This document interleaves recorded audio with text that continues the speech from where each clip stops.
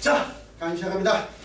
자, 이제 드디어 대망의 여러분들이 기다리시던 이제 소위 고급이라고 하는데 사실은 우리가 중고급에 들어와서 보통 통상적으로 고급이다라고 표현되는 쪽으로 이제 진입을 한다 이렇게 이해하시면 되겠네요. 자, 그 과정에서 이제 가장 중요한 파트가 바로 격국용신이에요. 우리가 흔히 뒤에서 나오겠습니다만은 우리가 흔히 이 학문의 체계를 보면은 용신학이다라는 표현을 여러분들 아마 시중에 인터넷이라든가 이런 교재, 시중 교재에서 아마 많이 봤을 거예요. 그게 바로 용신학이다라고 표현하는 것. 그것이 이제 오늘 용신에 대한 정의가 이번 주 그리고 다음 주까지는 이렇게 용신에 대한 개념이 전부 다 이렇게 망라를 하게 될 겁니다. 그래서 여기서 말씀드리는 용신이라는 거는 정통 명리학에서 표현되는 용신학은 격국용신을 이름해요. 그래서 이 격국용신과 그리고 일반적으로 소위 이제 또 일반용신이라는 개념이 또 있어요. 그래서 그 일반용신과 격국용신의 개념을 이제 공부를 하게 되는데, 자 이제 통상적으로 우리가 용신이다 이렇게 표현합니다. 용신이라는 말의 의미는 크게 이제 밑에서 나옵니다만은 좀 짚고 가겠습니다. 용신이라는 거는 문자 그대로 글자 그대로 쓴다면 뭐죠? 쓸 용자에 귀신 신자 그런 거죠. 여기서 이제 신이라는 건 하나의 특정의 특징을 하나의 지정하는 개체라고 이야기했습니다. 그죠? 그러니까 여러분들이 예를 들어서 이런 요것도 그러니까 우리의 동양학에 있어서의 신이라는 개념은 이 눈동자, 귀 뭐 이런 걸 다 각각 낱낱을 칭할 땐 다 이걸 뭐라고 표현한다고요? 신이라고 표현을 해요. 다 이거 낱낱을 다 표현할 때 이거를 신이라고 해요. 그러니까 이 신이라는 의미를 잘 이해를 하셔야 돼요. 신이라는 개념을 이게 이래놓고 우리가 신령스럽다 해가지고 우리가 흔히 서양식 사유 방식의 갓이라고 해요. G.O.D. 그죠? 갓.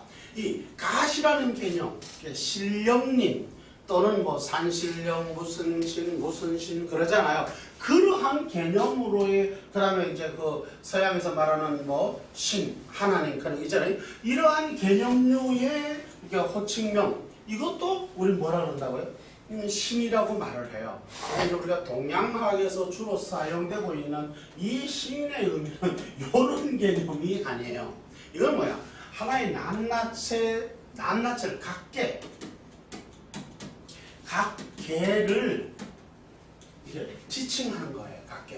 그래서 우리가 눈동자 그러잖아요. 그러면 이거는 이제 안도 이것도 이제 이렇게 쓰는 거야. 신이다. 그러니까 모든 각개를 지금 그러니까 귀, 이, 신 이렇게 다 뒤에 신자를 붙이는 거예요. 그래서 여기서 표현되는 신이라는 것은 하나의 특정의 그러니까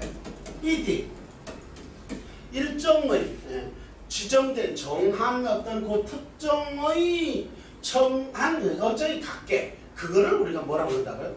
신이라고 표현을 해요. 그러니까 여기서 신이라는 말을 잘 이해 못하면은 이 동양학에서 개념에서 이 신이라는 개념은 바로 그러한 개념이다. 그러나 이게 종교화 쪽으로 오면 이러한 것 등이 종교화 쪽으로 넘어가면은 예를 들어서 돌 하나, 풀 하나 이런 것도 그러니까 각개로 지칭할 때 그게 뭐라고 해요? 그러니까 신이라고 표현되는 거야. 근데 그 신이니까 그게 종교화로 가게 되면 어떻게 해요? 토템이 나타나겠죠. 그러니까 뭐야? 석신 이렇게 표현될 때는 원래는 석신하면 이게 뭐예요? 하나의 미물들을 하나의 자연의 환경들을 지칭하는 낱개의 개념류의 변류예요. 그런데 그거를 종교 개념으로 가면 그걸 어떻게 해요? 석신하면 어떻게 되죠? 돌신, 돌신님 이렇게 되는 거고 목신하면요? 나무신님 이렇게 되는 거예요. 근데 그것을 그냥 본내적으로 변류하는 거는 그때는 목신하면 뭐가 된다고요? 그냥 나무를 지칭하는 거예요. 그냥 하나의 지칭어이시죠. 이걸 그러니까 자 그러한 우리는 동양학에서는 뭐를 하죠? 그러니까 뭐라 그러죠? 십신이라고 그러죠. 10개의 일정한 뭐예요? 지칭어가 있죠. 육신이라고 그래요. 육신. 그죠? 이 육신을 10개로 등분해가지고 그 표현을 뭐라 그런다고요? 십신이라고 그러죠. 재관인식. 그죠? 이걸 갖다가 우리 십신이라고 이렇게 표현하잖아요. 이때 붙이는 신도 그러니까 바로 뭐예요? 변류예요, 변류. 이렇게 특정을 지칭하는 이름씨이다. 이렇게 이해하시면 되는 거예요. 무슨 말인지 아시겠죠? 여기서 신이라는 글자를 오해하지 말라. 그러면은 이제 보면은 이 용신이라는 거는 어떤 그러니까 일정, 이디 그 특정의 지칭을 뭐 한다? 그래, 쓴다. 쓴다. 요렇게 쓰는 동사적 의미가 있고, 이해가세요? 동사적 의미가 있고, 이 움직임시라는 거예요. 그러니까 동사적 의미가 있고, 그게 아니고 얘를 어떤 하나의 특정화해서 고유명사화를 해놓은 거예요. 그러니까 또 뭐야? 명사화 해놓은 거 있다 이거예요. 명사화. 이해가세요? 그래서 이건 이름으로 해서 그냥 특정의 이름으로 그냥 용신이라는 단어로 쓰게 된다는 거예요. 무슨 말인지 이해가시죠? 그래서 여기서 중요하게 쓰는 거는 우리가 격국용신에서 자평학에서 사용되고 있는 이 용신이라는 말의 의미는 그러니까 두 장르가 있다라는 걸 알아야 되는 거예요. 그래서 우리가 정통명리학에서 표현되는 이 용신, 그러니까 원래적 의미, 이 용신이란 말은 다른 말로 어떠한 그 십신을, 어떠한 특정의 신을 뭐한다? 쓴다, 활용한다, 사용한다 의 의미예요. 근데 이것이 변절이 되는 거예요. 변절이 돼가지고 어떻게 혼용이 되어버렸냐면 그게 아니라 어떠한 특정의 군락을 이루는 데 있어가지고 특히 그러니까 사주에 있어서 그 하나의 그게 핵심을 가지고서 그걸 때문에 걔가 얘 때문에 된다 해서 얘를 갖다가 써야 되는 어떤 하나의 특정신이라는 거죠. 그래서 그걸 용신이라는 뭐로 붙는다고요? 동사가 아니라고 고유명사화를 시켜놓은 거예요. 요렇게 해가지고 이걸 갖다가 용신이다라고 해가지고 이 용신을 그러한 의미로 사용되는 것으로 이렇게 분화가 일어났어요. 그게 언제? 현대명리에서 그렇게 됐어요. 그래서 이걸 정통명리와 구분하기 위해서 이거를 나는 이제 보통 이제 일반 그러니까 학자들이 명리학자들이 그러니까 이걸 구분하기 위해서 이걸 가지고 격국용신이라고 이렇게 뚜렷하게 이거는 고전어니까 이 격국용신이라는 정통용신이라는 말을 쓰고 있고 그 다음에 현대적 의미로 쓰고 있는 용신이라는 말이 별도로 또 있단 말이에요. 그래서 그거를 일반 학자들은 또 이렇게 일반용신이라고 이렇게 또 표현을 이렇게 구분해서 어쩔 수 없이 쓰고 있다라는 거예요. 근데 이제 여기서 담어는 그 일반용신이라는 개념도 너무 모호하더라는 것이야. 그래서 일반용신이라는 말도 대접도 할 수가 없다라는 거예요. 담원의 입장은. 그래서 이걸 뭐라고 하냐면 일간용신이다라고 이렇게 나는 명명을 해버렸어요. 일간을 나중에 이제 배우게 됩니다. 일간만을 위해서 움직이는 신이라는 거야. 이게 이제 시중에서 대중적으로 사용되고 있는 그러한 이제 잘못된 오류 용신이에요. 오류 잘못된 용신론이죠. 그래서 이걸 그러니까 현대에서 만들어진 거예요. 그거를 그렇게 왜 고전을 이해를 잘 못했던 거죠. 그것을 이제 이번 시간과 다음 시간 쭉 이어서 용신 공부를 하면서 여러분들은 확실히 그거를 고전을 통해서 정통명리의 용신론을 공부하게 될 것이에요. 그래서 어디 내놔서도 누가 뭐라 그래도 그거 어디에 그렇게 나옵니다. 그것은 당신이 말하고 있는 것은 어디에 나오는데 그것은 현대명리로서 그건 잘못된 것입니다라고 설명할 수 있어야 한다는 거예요. 근데 왜 이러한 것을 그러면 정통명리의 용신론만 가지고 공부하지 그걸 굳이 뭐하러 합니까? 라고 하는 질문이 들어올 수 있어요. 그건 왜 그러냐? 여러분들은 술사이기 전에 학자가 되어야 된다라는 건 늘 말씀했어요. 그래서 뭐야? 여러분들이 선생이 되기도 한다는 거야 앞으로는. 그래서 여러분들이 선생이 되어서 제자들을 가르칠 때 그렇게 가르칠 것이냐? 최소한 알고 있어야 한다. 뭐라고? 여러분들 제자 중에 여기서 동네명리를 배워와가지고 속칭 선생님 용신이 이런 건데요 라고 했을 때 그런데 여러분들은 어떻게 할 것이냐? 그것은 이러한 것이다 라고 정립을 다시 해줄 필요가 있다는 거.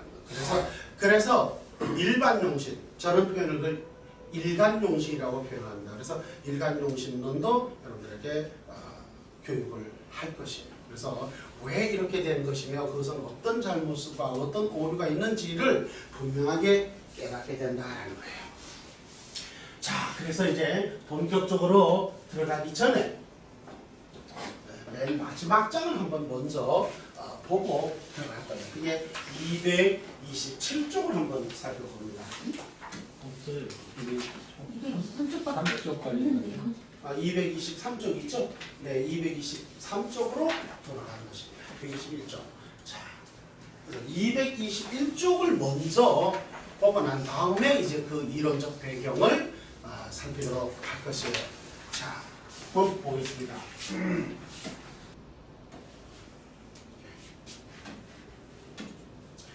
자, 이거는 이제 그 본론 시간에서 이건 다시 한번 더 정리해서 다시 한번 요 강의는 강좌는 이루어지겠지만 먼저 용신에 대한 개념론을 먼저 이해하기 위해서 요 파트를 먼저 보고 다시 본론으로 처음으로 다시 돌아가도록 이렇게 하도록 하겠습니다.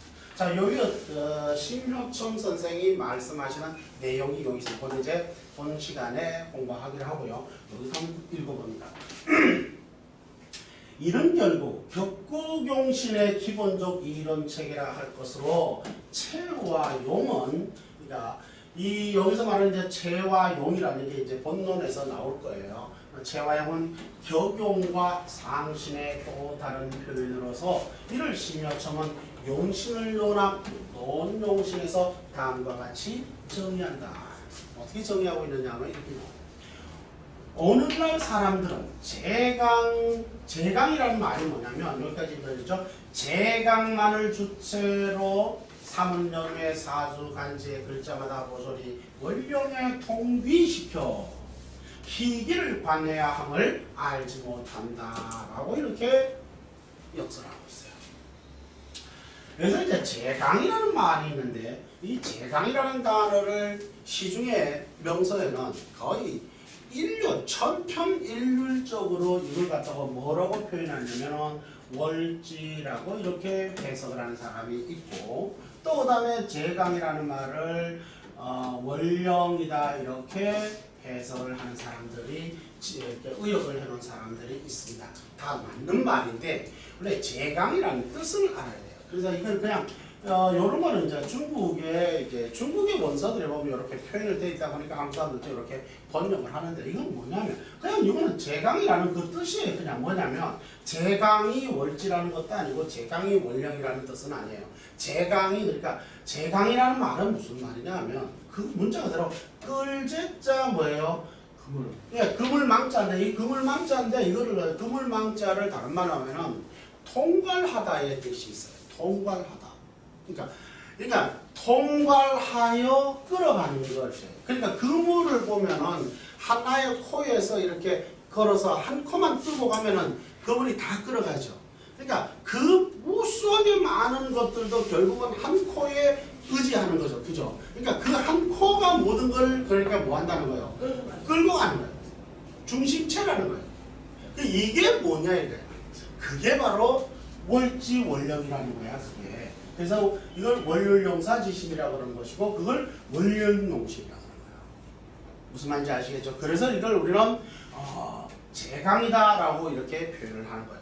그러니까 제강이라는 말은 엄밀히 말하면 어떤 그물이 있잖아요. 그물의 맨 중심이 되는 코예요. 그물코. 그걸 한 줄로 이렇게 끌어 이렇게 되는 거예요. 그것을 끌어갔다는 거. 하나만 끌면은 동해바다에 있는 그물 다 끌고 가는 거예요. 그러니까 하나. 그래서 그거를 이제 우리가 제강이다 이렇게 표현을 하는 거예요. 근데 그것이 명리학에서는 원령학에서는 그게 뭐냐면은 월열용사라는 거예요. 그게 뭐 한다는 거예요. 모든 것을 다 끌어간다는 거예요. 모든 것을 지가 끌고 간다는 거예요. 그래서 팔자간지보 자자 통비월령이다. 자, 이해가시죠? 그래서 모조리 월령에 통비시켜서 희기를 관해야 함을 알지 못하더라. 이게 답답하더라. 그러니까 결국은 이것은 월령학이라는 말을 설명하려고 하는 거예요. 그러니까 이 월령학인데 월령에다가 끼우지 않고 저마다 이 설, 저 설, 만 가지의 설을 만들어 가지고 이야기를 하고 있다 이 소리예요. 안타까워 죽겠다 이 소리예요. 이게 월령학인데 그러니까 뭐 종도 갖다 끓여놓고 무슨 통간도 갖다 놓고 뭐도 갖다 걸어놓고 엄한 것들을 다 끌어져 해가지고 이야기를 하고 있는데 그건 다 별유이다. 결국 중요한 것은 뭐야? 팔자간지법 자자통귀 원령이다. 그러니까 원령에 기반해서 간다라는 뜻이에요. 그래서 이 부분을 그래서 요거 이제 설명하고 본론으로 가겠습니다. 그래서 정관패인을 관인을 모두 갖추었다고 해서 인수용관과 같은 것으로 논한다. 이게 핵심이야. 그러니까 이게 이제 심효선 선생은 안타까워 죽으려 그런 거야. 이거를 통기원령 해가지고 원령학이라는 것인데 그걸 이해를 못하고 그저 뭐야? 정관패인 그 다음에 또 뭐요? 인수용관을 이 원령학이라는 개념을 이해를 못하다 보니까 그러니까 사주에 정관과 인수가 있으면 정관과 인수가 있기만 하면은 정관패인이다 라고 설명을 하고 또는 뭐 인수용관이다 라고 이렇게 이야기하고 앉았다는 거예요. 이런 엉터리가 어디 있겠는가를 지금 설명하고 있는 거예요. 지금처럼. 이건 원령학이다라는 거예요. 이 원령학에서 말하는 이 정관패인이라는 말은 이것과 정관과 인수가 공이 사주에 같이 있지만 전혀 다르다라는 걸 왜? 원령 때문에 전혀 다르다라는 걸 지금 안타까워서 지금 막 통탄을 하면서 지금 설명하고 계시는 거예요. 그러니까 뭐냐? 정관패인이라는 건 뭐냐? 여러분들에게 눈이 일렀죠? 정관이 뭐를 쓴다 이 말이야. 뭐를 쓴다 이 말이야? 인수를 쓴다 이 말이야. 인수를. 그러니까 무슨 격이야? 정관용 인수격이야. 그러니까 이게 무슨 격이에요? 그러니까 정관이 격용이야. 상신이 뭘 쓰겠다는 거야? 인수를 쓰겠다라는 거 아니야. 여러분들 이미 이제 기초과정을 탄탄히 배웠기 때문에 이걸 한마디로 알아들어 못 들어? 알아요. 이걸 아직 대한민국이나 그때 당시나 지금 현재 쓰는 사람들이 이 말을 아예 이해를 못하고 있다. 기본 베이직을 안 배웠기 때문에. 그러니까 그냥 정관과 인수가 있으면 정관패인 또는 뭐 쓰고 싶은 분들 인수용관 이렇게 하고 앉았다는 거야. 이게 얼마나 안타까운지 몰라요. 이건 원령학인데. 이거 보자. 그러면 인수용관이란 말은 뭔 말이죠? 인수가 뭐를 쓴다는 거야? 관성을 쓴다는 것이야. 달라요 안 달라요? 10만 8천이 다른 거죠. 자, 그러니까 정관이 자 비식 재관인을 장착해야 되겠죠. 자, 비식 재관인을 장착을 해서 정관을 격이야. 그런데 인수를 썼다는 거 아니야. 그러니까 정관이 어떻다는 거야? 그래, 강왕하다라는 것이야. 그래서 뭘 쓰겠다는 거야? 인수를 쓰겠다는 것이지. 그러니까 정관이 원령이 아니야. 정관이 원령인 거야. 이해갑니까? 네. 확실히 갔죠? 네. 그런데 자 인수용관을 가보죠. 비식 재관인 자 비식 재관인 이렇게 쓰면 되겠죠? 뭐죠? 인성이 뭐라는 거야? 격이라는 거야. 격용이라는 거야. 그렇죠? 네. 그러면은 뭐를 쓴다는 거예요? 관성을 쓰네. 그러니까 이게 뭐 어쩌자는 거죠? 힘이 약하다. 그래요. 인수격이 그러니까 뭐가 안 되는 거야? 그래, 힘이 없어서 전신인 뭐를 쓴다고? 관성을 쓰겠다는 거야. 그럼 격이 뭐야? 인수지. 인수가 뭐야? 원령이지. 그러니까 원령에 따라서 뭐가 된다는 거야? 격이 바뀌어진다는 얘기야. 맞아요, 안 맞아요? 네. 요 이론이야. 그러면 그게 그러니까 원령의 지배 받아요, 안 받아요? 원령의 지배 받는 거야. 그럼에도 불구하고 그 시절에도 그러니까 뭐야? 난무했다는 거야. 그러니까 사주에 정관과 인수가 있으면 어떤 사람들은 정관패인이야. 뭐 어쩌라는 거야? 그 정관패인이 뭐란 뜻이야? 그러니까 정관과 패인이 있으면 좋다 이 뜻이야. 그럴까요? 정관과 패인이 있는데 예를 들어 정관이 그죠? 정관이 힘이 없어. 무력해 죽겠어. 그런데 인성을 쓰면은 그 어떻게 되겠습니까? 힘이 없는 놈을 더 어떻게 되죠? 더 힘을 빼죠. 그럼 되겠어요, 안 되겠어요? 안 되겠죠. 그럼에도 불구하고 그걸 좋다 이렇게 하면은 거꾸로 보게 되는 거죠. 그래야 안 그래요? 예. 이러면 남의 사주를 엉터리로 봐버려요. 그러니까 정관이 힘이 강왕할 때는 인성을 쓰는 거예요. 그렇죠? 네. 원령이. 그러니까 정관용 인성격이 되는데 정관에 힘이 없는데도 인성을 쓴다고? 이런 세상에 말이 안 되는 것이지. 그러면 뒤집어져 버리는 거예요. 이러함을 심효천 선생은 통탄하게 글을 설명하고 있는 거예요. 자, 그러면 이해가시나요? 예. 자, 이거를 요거를 이제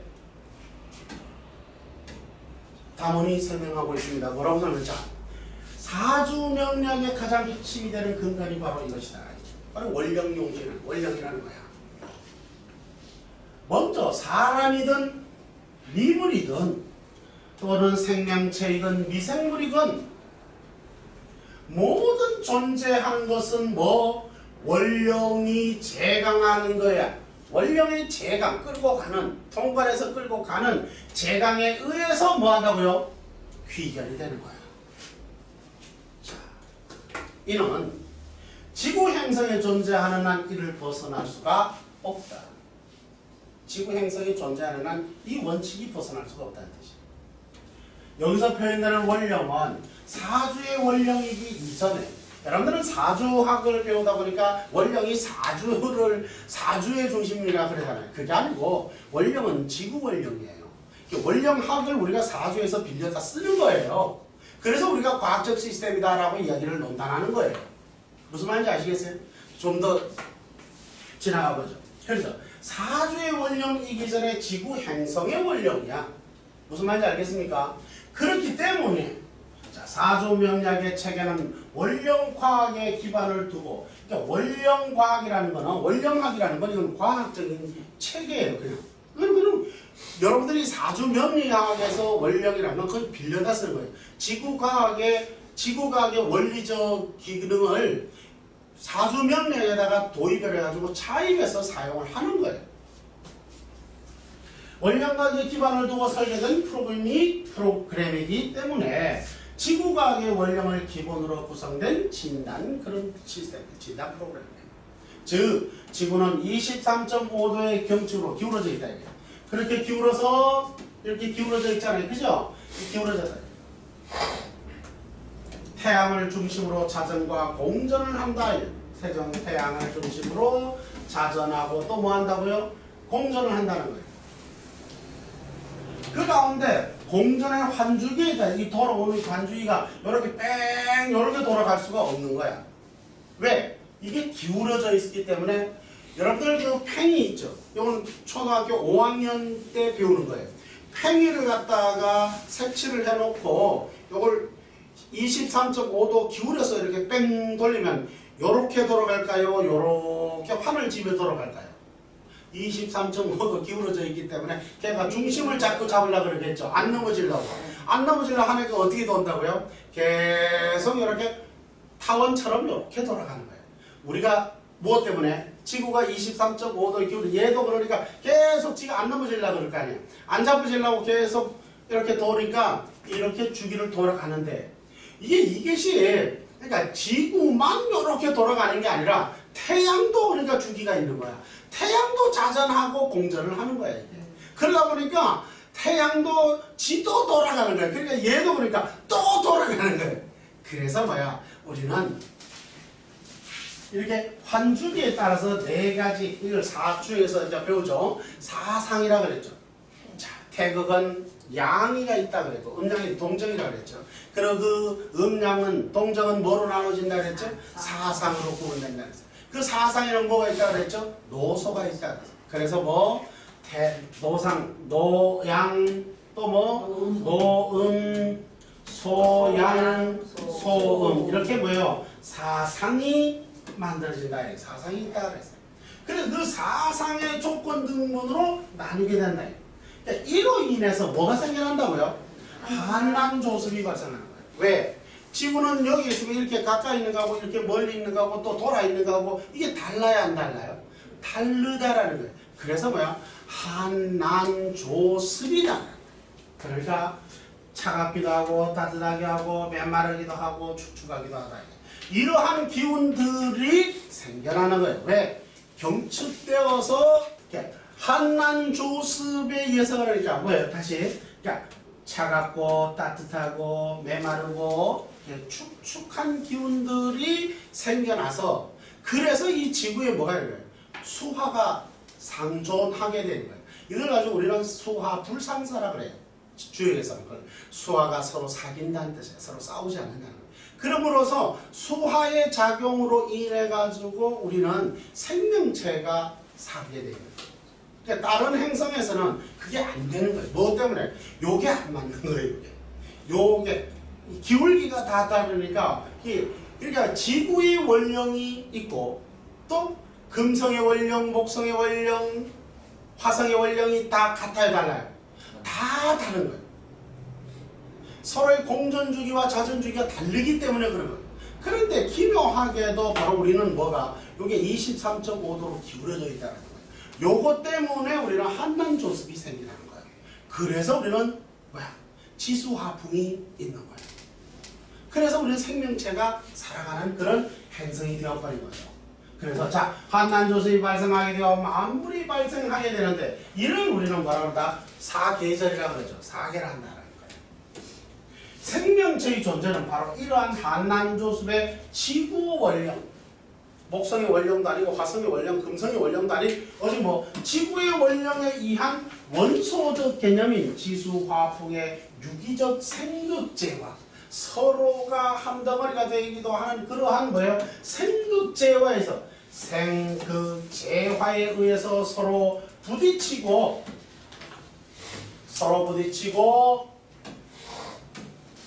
충돌하고 또 서로 결탁하여 회합하여 세력을 이루거나 중심 세력으로 변화하거나 또 결합하여 변하기도 하고 기능을 멈추게 하여 조율하고 제어하기도 하는 등 그죠? 생극제화고 형충회합이라는 거예요. 그렇죠? 서로 부딪히기도 하고 또 서로 충돌하기도 하고 또 서로가 모여가지고 세력화되기도 하고 그죠? 예를 들어서 가령 신자진으로 모이면 뭐가 되죠? 수가 되죠. 수국을 이루어서 거대한 수국을 만들기도 하고 그렇죠? 또 뭡니까? 예를 들어서 육합으로서 그죠? 육합으로서 서로가 묶어졌죠. 그죠? 육합으로 묶기도 하고 또 간합으로 엮이기도 하죠. 그래서 그 간합으로 묶여서 그 뿌리를 넣게 되면 또 어떻게 된다고 그랬죠? 변하기도 하고 변하지 않을 경우에는 그것이 어떻게 묶여서 정지해서 그것을 사용할 수 없게도 만들어진다 그랬죠. 그죠? 그 합을 하면 있어가지고 어떻게 된다? 좋은 것이 와서 부딪히면 어떻게 돼? 좋아지고 나쁜 것이 와서 결탁을 하게 되면 나빠진다. 이 희기가 또 생겨난다 그랬죠. 이러한 생극제와 형충회합 등에 의해가지고 끊임없는 발법운동에 이게 생황사절을 거듭하게 되다는 생로병사를 거듭하게 되다는 거예요. 무슨 말인지 아시겠어요? 그래서 이 거듭하게 되는데 이를 명료하게서는 간지오행으로 사주를 세워서 분석하고 통변하게 되는 것이야. 즉 사주 분석이 사주 명리학이라는 게 어딘가에 뚝 떨어진 게 아니고 지구과학의 원리 체계를 거기에다가 대입을 해서 쓰는 거예요. 그래서 우리는 이걸 원령학이다, 원령과학이다라고 말을 하는 거예요. 원령이 사주 원령이 아니고 무슨 원령이라고요? 지구 원령이란 말이에요. 화성 원령도 아니고 금성 원령도 아니고 지구 원령이에요. 그것을 사주 명령에서 차용해서 지구과학으로 승화시켜서 쓰고 있는 거예요. 그래서 바로 이러한 모든 원소적 원리 체계가 곧 뭐라고요? 지구 원령 체계야. 지구 원령이라고. 따라서 지구에 생존하는 모든 물질의 환경, 자연이라고 표현하죠. 이 환경은 원령에 뭐 한다고요? 통비되어 있다는 거예요. 원령에 통비. 이해가시죠? 네. 그래서 이 원령에 통기되어 있기 때문에 뭐라 그런다고요? 팔자간지 자자 통기 원령이다 라고 이렇게 이야기하는 거예요. 그리고 여기에는 인간 역시 뭐 예외가 아닌 거예요. 인간이 뭐라고? 장차 예외가 아니기 때문에 사조명령의 근간이 되는 것으로서 이를 원령용신 또는 뭐 격국용신이라 한다. 요게 있는. 이에 사조명리학은 원령용신을 응용한 추명진단 프로그램이다. 추명진단 프로그램. 자, 그래서 딱 봅니다. 아울러 심효점 선생은 기존의 고법 상명학이라고 그랬죠. 그리고 신법 뭐 자평학이라고 그랬죠. 이 고법과 신법 즉 상명학과 자평학의 혼재와 뒤식 섞여 있는 것. 그리고 원령용신의 잘못된 이해로 말미암아 고전 즉 자평학 고전을 오용하고 있다. 잘못 사용하고 있다. 오용하고 있다. 잘못 사용하고. 그러한 실정을 어떻게 꾸짖고 있다. 경책하고 원령의 질서에 맞게 재정립하여 설명하고 있다. 그 예로서 방금 좀 전에 설명했던 이런 정광폐인을 들고 있는데 바로 이 정광폐인은 관인을 모두 갖춰야 돼서 인수용관과 같은 것으로 논하고 있는데 이거는 원령학을 뭐 이해하지 못한 데서 기인한 것이다. 무슨 말인지 아세요? 이렇게 이와 같이 이러한 것 등을 이해하지 못한다면 정말 잘못된 것이다. 자, 그래서 여기 봅니다. 만약 이를 적용하지 않는다면, 그러니까 원령용신을 적용하지 않는다면 이 원령학이라고 이런 원령학이라고 할 수 없으며 또 뭐 지구과학의 원리구조라고도 할 수 없으며 더욱이 원령에 의하지 않는 추명진단이라는 것은 결코 있을 수 없는 스스로의 모순된 이론이라 할 것이다. 이는 혹세무민과 다름없어. 또 뭐야? 미신에 불과다. 미신에 불과한 것이다. 왜? 이건 원령용신이기 때문에 변화를 하는 거야. 근데 원령을 안 쓴다? 그럼 무식한 일이지. 원령 그러면 이 변화를 보지 않겠다라는 거 아니야. 그렇죠?